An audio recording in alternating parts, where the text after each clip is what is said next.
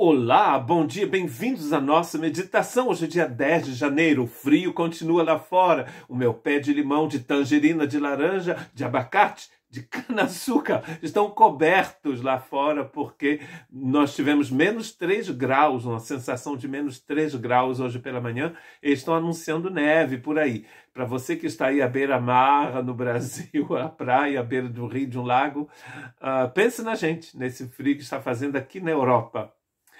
E nós continuamos, mas o fogo do Espírito Santo, né, queima em nossos corações. Estamos aquecidos pelo fogo do Senhor, graças a Deus por isso, né? Segundo aos Coríntios, capítulo 5 e verso 19, ou seja, que Deus estava em Cristo reconciliando consigo mesmo, não levando em conta o mundo, reconciliando o mundo, não levando em conta os pecados dos homens, e nos confiou a mensagem da reconciliação. Eu gostaria de meditar com vocês e também nos dias seguintes sobre o que esta parte aqui do texto que diz não levando em conta. Não levando em conta, que vem de uma palavra que quer dizer, não sei como você quer dizer em português, mas nós vamos encontrar daqui a pouco. Isaías capítulo 53, verso 10, está escrito: contudo, foi da vontade do Senhor esmagá-lo e fazê-lo sofrer. E embora o Senhor tenha feito da vida dele uma oferta pela culpa, ele verá uma prole e prolongará seus dias, e a vontade do Senhor prosperará em sua mão. A gente entende claramente, lendo os textos do Antigo e do Novo Testamento, que a redenção é uma obra conjunta do Pai e do Filho, e é claro também do Espírito Santo.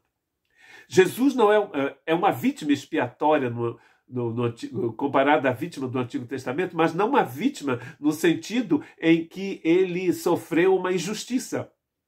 Nós vamos ver no final dessa meditação que Jesus está de pleno acordo com a vontade do Pai. Foi para isso que eu vim, ele disse. Olha que interessante, ao invés de colocar a culpa na gente, ele vai esmagar o seu filho, como diz esse texto de Isaías 53, que fala do sofrimento do Messias. É muito forte o que está escrito aqui. Contudo, foi da vontade do Senhor esmagá-lo e fazê-lo sofrer. O salário do pecado é a morte. Nós não podemos esquecer que o Cristo levou sobre si nossa dor. Está escrito, aliás, em Isaías 53 também, que o Messias levaria sobre si a nossa dor. Pelas suas pisaduras nós somos sarados. E somos sarados no espírito, na alma e também no corpo. Nós podemos ser sarados.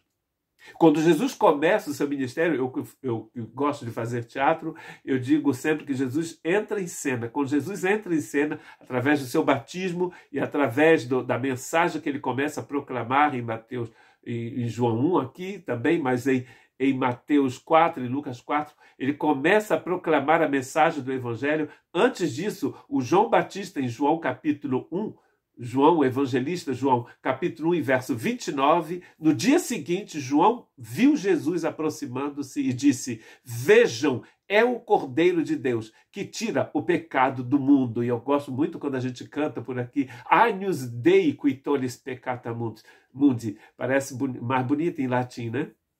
Olha o Cordeiro de Deus, vejam o Cordeiro de Deus que tira o pecado do mundo. Olha, o Cristo que vem para tirar o pecado do mundo. Como que ele vai tirar o pecado do mundo? Ele vai ser esmagado. Olha que coisa incrível. Ele vai ser esmagado. Que graça, né? Que coisa linda. Ele vai ser esmagado por nós, triturado por nós. Olha que coisa incrível, que amor profundo e eterno. Nós não precisamos sofrer em inferno algum. Cristo foi esmagado por nós.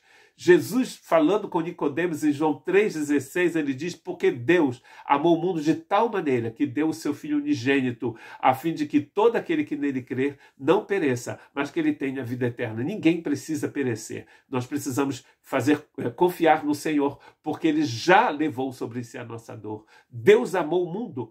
Essa palavra por amor, para amor, o verbo aqui, amar, que vem da palavra ágape, que é um amor eterno. O Paulo, falando desse mesmo amor, em Romanos capítulo 5:5, ele diz que o Espírito Santo derrama o amor de Deus em nosso coração. Não é o amor de mãe, não é o amor de pai, não é o amor de amigo, não é o amor de namorada, nem de marido, nem de mulher. É o amor de Deus. Não é eros, não é filiar, é ágape. Deus amou o mundo com um amor eterno. Como que a gente sabe que Deus amou o mundo? O texto está dizendo, ele se entregou. Ao invés de colocar, de nos condenar, ele coloca a nossa dor em seu filho.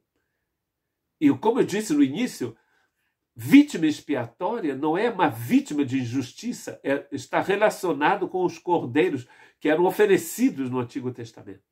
E é por isso que em 1 Timóteo 2:6, o Paulo diz, o qual se entregou, o Cristo se entregou a si mesmo como resgate por todos.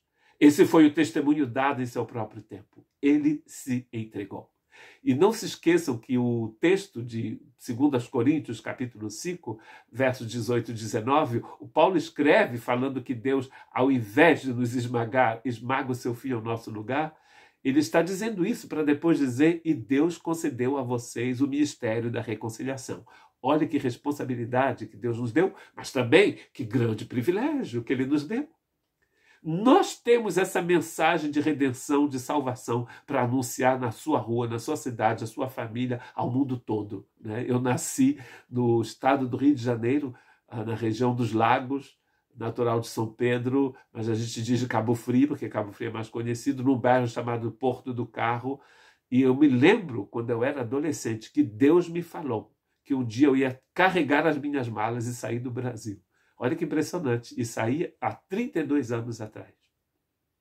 E graças a Deus nunca mais voltei. Sim, voltei para visitar a família e os amigos. Mas Deus me trouxe aqui até a França, me levou à África, me trouxe à França para anunciar justamente esse evangelho de salvação. Deus talvez não te tirou da sua rua, porque Deus quer que você anuncie o mesmo evangelho na sua rua. Não anuncie outra coisa a não ser o amor eterno de Deus em Cristo Jesus. Que Deus te abençoe.